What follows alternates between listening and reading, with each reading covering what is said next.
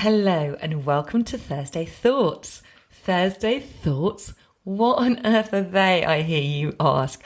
Well, my friend Lucy and I meet every week over on Instagram to talk all things personal growth because she is as obsessed with it as I am.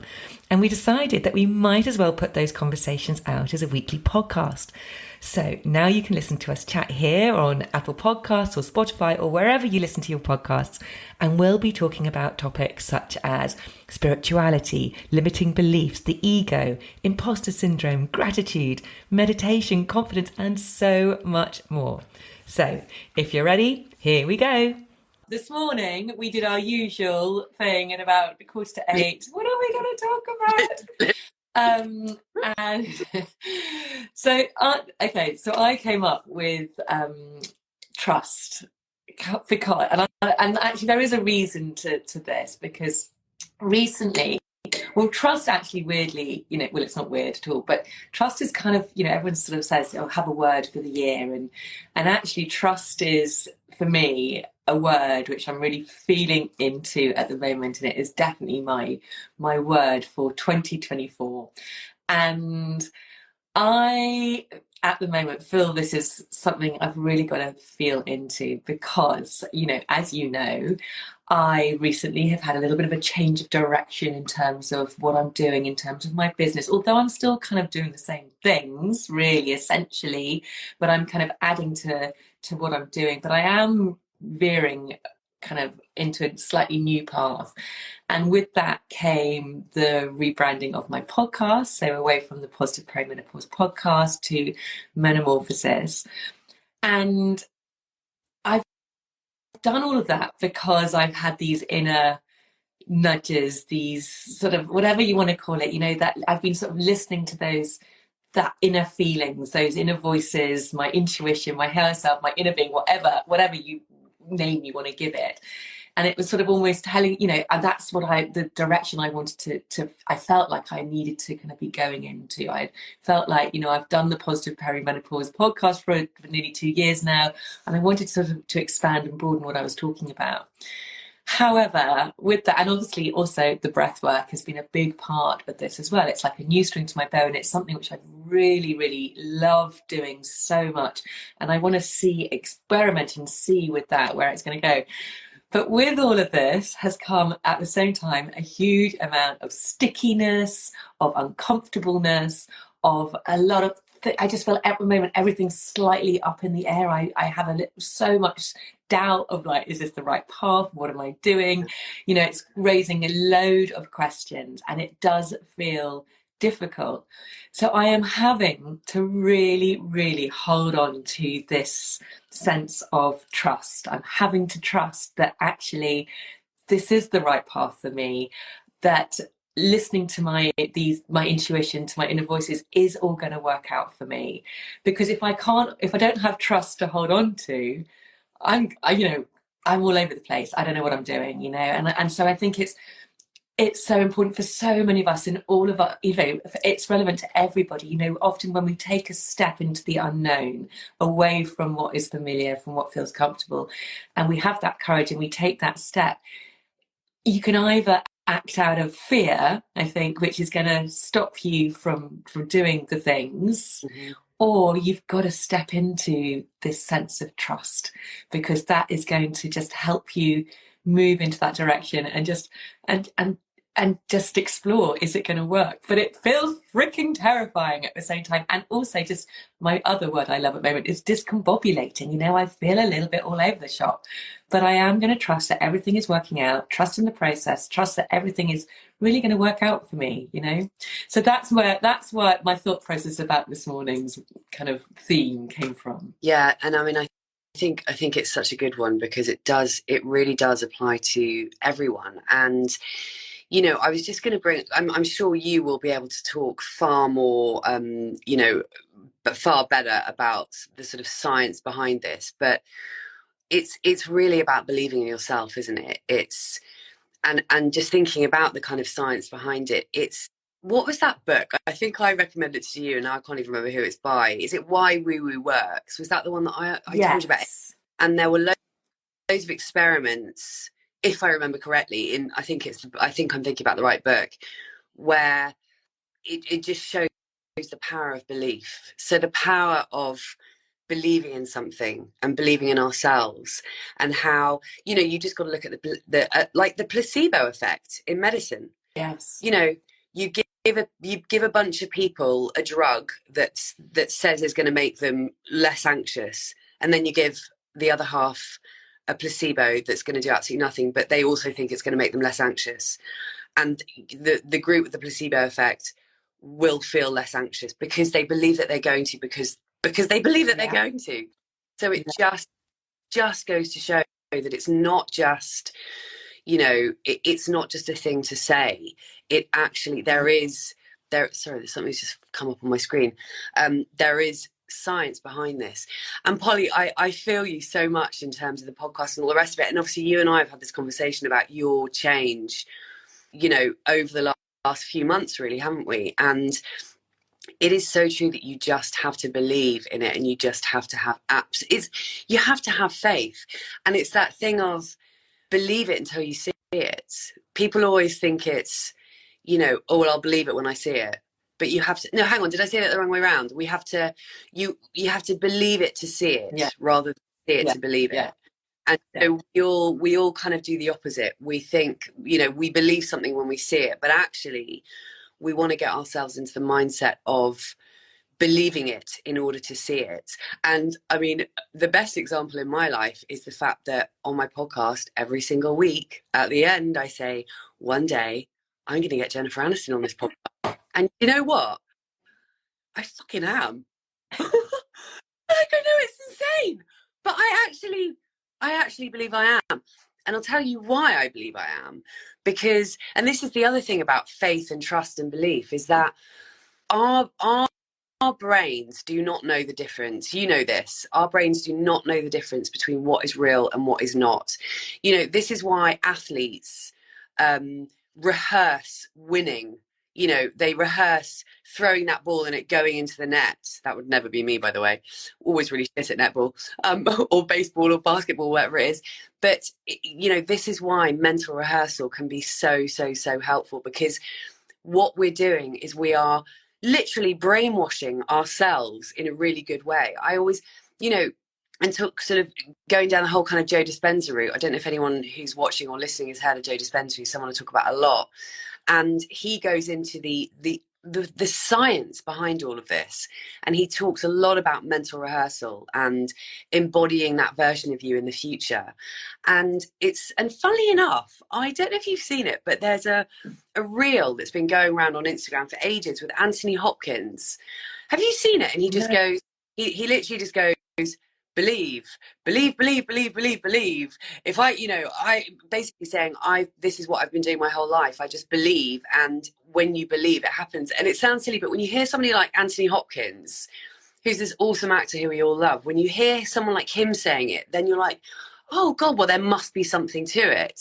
I recommend everyone go and find that reel, but it really is that we need to come from the other angle of, I'm going to believe it until I see it. And going back to the Jennifer Aniston thing, the reason I believe it, I actually, crazily maybe, but I actually do believe I'm going to get her on my podcast, is because, number one, I've been saying it every week for literally 2 years. Well, 2 years in about a week or 2 weeks.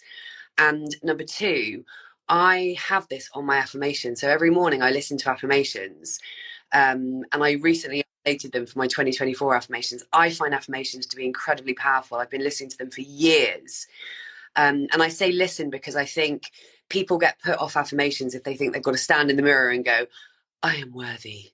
I am awesome. Like, who the hell is going to do that every morning? Some people do. I personally knew that I would never do that. So I decided to record them in my own voice, because our voice is the most powerful voice for our subconscious mind, obviously. And in my affirmations since I started the podcast, I've had, one of them has been, oh my God, I'm so excited. Jennifer Aniston's team have been in touch with me and she's coming on the podcast. So, and I know it sounds insane, but when you cultivate that belief, which you can do by just repeat, because a belief is just a thought that we say over and over and over and over and over and over again until we start to believe it.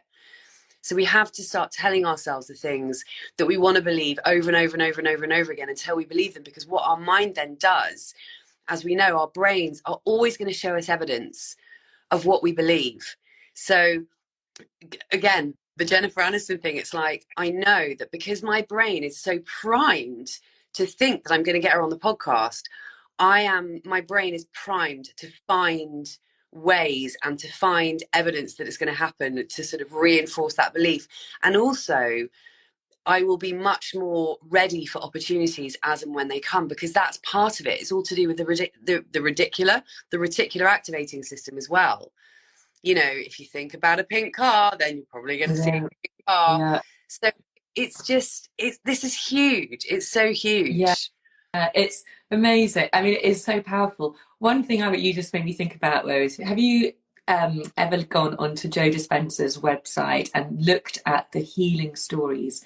I honestly think if anybody wants to have their mind blown, go to Joe Dispenza's website and go and look at some of the healing stories of the people who have gone onto his retreats, who have gone with all sorts of different terminal Yeah. type of illnesses, or and he, through the power of meditation and belief, and believing that it's someone different, that they are this person without this, whatever it is, this disease, this illness, they healed themselves. It is unbelievable watching some of these stories. And that is an amazing, and you hear all the time about people. There was actually, I went for a walk with a friend of mine tomorrow who's just been, yesterday, who's just been diagnosed with breast cancer. And she is very much going down the route of, she believes that she can heal, she can shrink that tumour. And I totally believe she's going to do it too, because she's reading all the books, she's doing all the things, she's completely changed her diet. But she was telling me, there is of some stories where people who've been told that they have got 2 months to live or whatever, they do die in those 2 months because they believe the doctors and they believe that's what's going to happen. Whereas there was a study with someone who wasn't told. Everybody knew that this person had really serious stage 4 cancer and wasn't told. She believed she was going to live, and she just lived and lived and lived and lived. And so it is so, we don't, it's more powerful than we think in terms of just our general health. What we believe does change ourselves on a, right down at a cellular level. So yes, it is so important. And I think you're right. In order to, because it can be really hard to believe and to trust something which does feel difficult and uncomfortable. And for me, I think, a big part of that is just to constantly visualize what it is, what it is I want, what it is I can see. Sometimes though that can be tricky, because sometimes if you don't have a really clear vision, you've kind of more got a sense of it. But so it's really trying to get clear on what that vision is, really just keep visualizing, feeling into it, and just keep imagining, daydreaming that it's already done, as Abraham Hicks would say. It's already done. Completely. It's already there. We just have to believe it, rather than focusing on our reality of what is here now, which it can be really, really hard. So that's why having conversations like this is good, because it just reminds you, I've just got to keep believing in what it is, and not focusing on the messy, on the shitty part, which is right here, right now. Because also when you have that faith is what picks you up on those difficult days. When you believe in something and when you have faith that something is going to work out, that's what keeps you going. Do you know what I mean? Yes. Do you visualize possibly every morning as well? Because I do.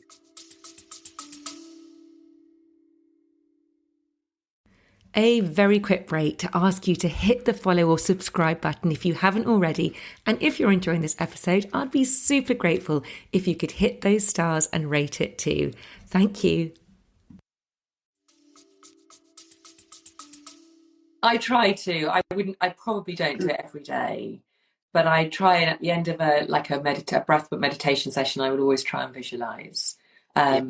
So yes, probably not as much as I feel might be more helpful, but I think yeah, visualization is one of those things that, again, people can sort of see it as being a bit woo. But going back to what I was saying about the athletes, there are so many athletes. I wish I could. I mean, I couldn't name you an athlete to save my life because I'm just not into sport. But I've heard on podcasts and I've read about the number of, really sort of higher athletes who literally visualize themselves on the pitch or on the court or whatever, and the power of that. And also, may I just say that a lot of them are also meditating, which is really interesting because, and every subject we talk about, it always, or it often comes back to meditation being a way of implementing whatever it is that we're talking about. yeah, In fact, I had a Thrive Solo, my membership call last night, and we were talking. It's just reminded me. So one of my lovely Thrive Solo ladies, Lindsay, you might have seen this, Polly. I haven't yet, but I'm dying to watch it. So there is a documentary called Heal, um, and it features Joe Dispenza, and Lindsay was talking about it on the call last night. And I think it is, if anyone is into, or if anyone is interested in these kinds of things that we talk about, but want some sort of scientific basis to it. Again, I haven't seen it myself, but actually before Lindsay mentioned it, I'd heard about this documentary, I think a good couple of years ago. I think it's been around for a while, but it's called Heal, and I believe it's on Amazon Prime, and it's meant to be absolutely incredible. So, both you and I, both you and I should watch it, and I just think it'd be a really good watch. But yes, I mean, the visualization thing, it can be. I personally find it actually quite difficult to visualize things. Like if somebody says to me, "Oh, visualize your dream house," I find it really hard to like be able to actually see in my mind's eye. But I think, number one, it takes practice, and number two, if you find that really difficult, it's equally good to just get into the feeling. I mean, you mentioned it just now. It's all about the feeling of what you want. So when I visualize about Jennifer Aniston, I will. Well, number one, I'll think about her. Literally, I will imagine her face on the Zoom screen next to me. Like I've done so many interviews now for the podcast, and I imagine in my mind, I'm like, because I say the same thing at the beginning of every episode. I'm like, Jennifer Aniston, thank you so much for joining me, and a very warm welcome to Reimagine. I literally sit there at the end of my meditation or breath work, and I will visualize that and say that in my mind and feel the feelings of how that would feel. Because again, it's we it's all about, like with you in the podcast, you're trying to strengthen your faith, and a really good way of doing that is to literally do those things that convince you more and more and more and more and more. And again, a belief is a thought that we think again and again and again and again. So we can do it with anything. We just have to put our yeah, mind to it. We just have to take practical steps yeah, uh, that over time. And whilst, yes, when I first started visualizing Jennifer Aniston on a Zoom screen and on the podcast, of course I felt like an absolute dick.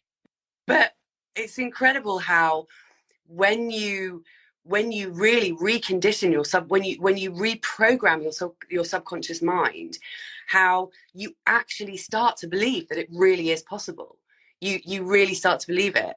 So with you and your new sort of your whole new rebrand, that's what you need to do. You need to visualize people being attracted to this new iteration of your podcast and of your brand, and it will happen. And also, in your heart, don't you, that it's the right thing to do. yeah, So yeah. I mean, yes. there was a bit Well, I of out think there. so. I kind of, I just went with, I've just kind of gone with the nudges, and here I am, and here I Yeah. am. So it's just kind of trusting that this is the right direction, and also, I suppose, a big part of it is just keeping on going when it does feel a little bit kind of scratchy and uncomfortable, and not giving up. And I think this is when so many people would very easily go, oh, I don't know, and the fear takes over rather than that trust stepping in. And that's when often people will give up and stop and not really, it's kind of the easier option. But actually, I think you've just got to you know, a big part of the trust is just to keep on going, keep on going. And, you know, and if obviously you've got to listen, if things aren't working, then be prepared to change things again. But yeah, I think it's just it's something to just, yeah, the tools to keep practicing the trust, but then just to, yeah, you've just got to keep going, believe, and things will work out. And I do believe, I mean, I don't know about you, but I really do believe that timing is everything, because things will work out in the, you know, in particular ways. For example, Lisa, you know, if I had not have signed up to the course I did with Kathy Heller, whenever it was, we would have never have met. Yeah. So that was like, and then now we kind of, you know, do lots of things together, or, you know, so that, you know, you can think so many times in your life where, oh my gosh, if I didn't do that then that wouldn't have happened. And sometimes it's, if something you really, really, really want to happen, it doesn't happen.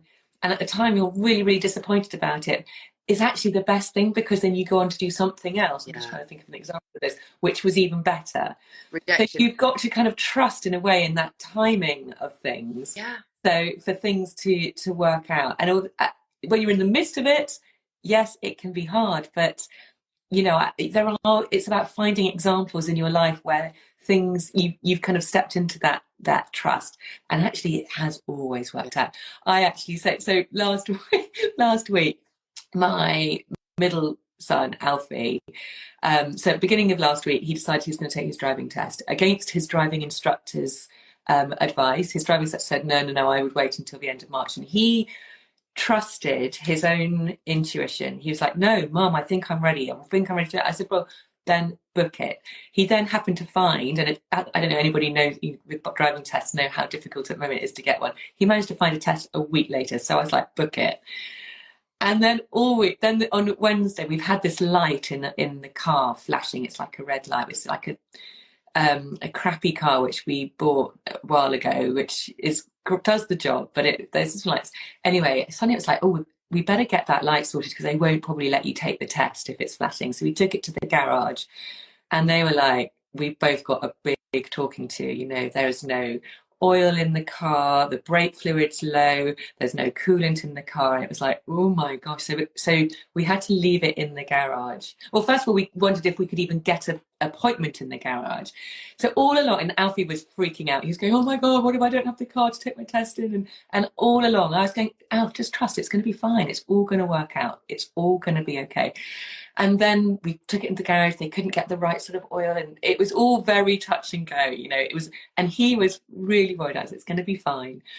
And then on the actual day, it literally could not have gone better. It just went so smoothly. He was the last appointment of the day. It happened really, he got a really lovely route, easy route, and it always, and at the end of it, he passed, which was just so amazing. It's the first thing in his life that he's done better than his brother. You know, he's got an older brother who just is annoyingly good at everything. And it was like, I was like, come on, Alfie, because his brother passed second time. And I just was so proud of him, because he totally trusted himself to make the decision to do it. It was a big lesson in trusting the process, that actually we were going to get to the test in a car. I was like, even if it's not that car, we'll find a car, we'll find a way of doing it. It's all going to work out.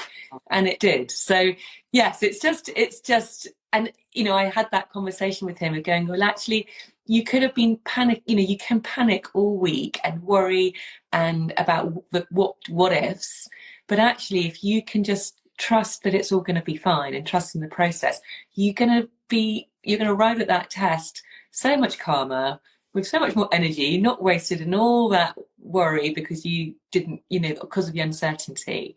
So yeah, it was just an interesting lesson, I think. Yeah. In interesting. Do you know what, Polly? This makes me think about, and this is I mean, ultimately, it all boils down to mindset, doesn't it? And this is just something I will just say, and just until the cows come home, I'm constantly banging on about the importance of mindset, because I just believe it so fully, and I've seen the changes that it's made in my life and changing my mindset. And one major shift that I've had over the last few years that I would recommend to everyone is literally to just trust that everything is working out for you. Because when you start to live from that place, that everything is working out for you, then the things that don't so-called work, quote unquote, don't work out, you they don't bother you so much, because when you have that inherent faith that everything is working out for you, then you're just like, okay, well, I didn't get Jennifer Aniston on the podcast, but there was a reason I didn't. That's not going to happen because I am. But do you know what I mean? And I cannot tell you how much of a difference that's made to my life, because we're always so focused, aren't we, on that? Oh, but I didn't get that, or that didn't work out. That didn't work out. But actually, I always feel like rejection is redirection. Anything that doesn't work out, there is a reason why that was a rejection, and then because it sent you on it put you onto a different path that you were meant to be going down. So just that actually really simple mindset shift of, I know and I trust that everything is always working out for me. And that doesn't mean that I'm going to have a fucking rosy, unicorns and rainbows life. Of course not, because nobody does. But it does mean that you know that you're headed in the right direction.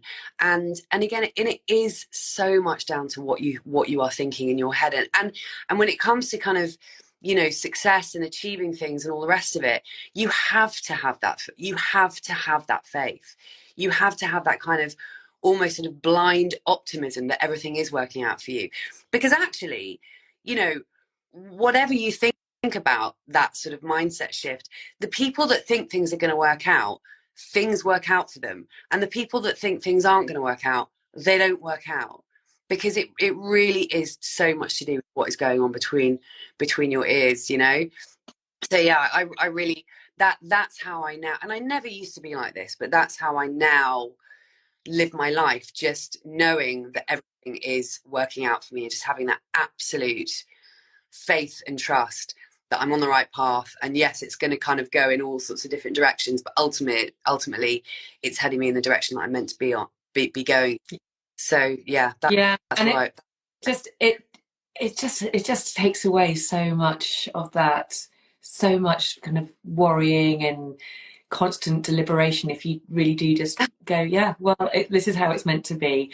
And Because even if it's a load of bollocks, it's better to live like that. yes, exactly, it feels better. Exactly. It's just whatever, it's literally, it cannot help but make your life better and just make the journey that much easier. Because if every time you come up against something that feels like a disappointment or a letdown or whatever it is, if you just feel in your heart that, okay, well, that wasn't for me.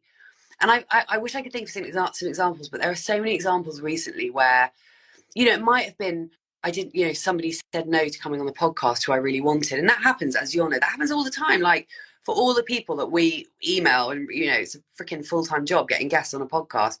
For all the people that we email, we get loads of no's and then some yeses too. And I wish I could think of an example, but there have been a few people over the last however long who I really wanted, and then they said no. And I could have just sort of, been so upset and so gutted. But actually, because I'm coming more from a place of everything's working out for me, when I get a no from someone who I wanted a yes from, I just go, okay. And I can kind of let it go so much easier. Yeah. And again, Yeah.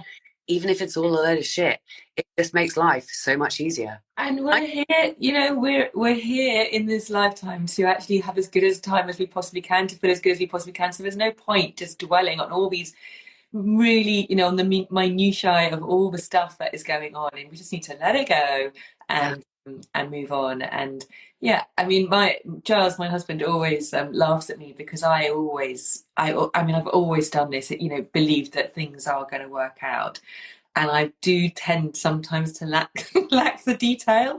I'm I kind of like a more of a big picture person, but it generally always does work out. Sometimes when he's in charge, everything will go a little bit smoother. When I'm in charge, we still get to the same end point and it always works out, but I do it my way because I do it more on belief and trust, whereas he goes down to the details. But it does always work out, and I do truly believe that. So yes, maybe that's a good place to finish because it's nine I thirty. know. Well, it's been a pleasure as usual. Yeah. Always a pleasure, Lucy. All right, love. I'll Well, nice to say so. see you. You too. And yeah, I trust that you have a great And day. you. See you later, love. Bye. Bye bye. Bye. Bye.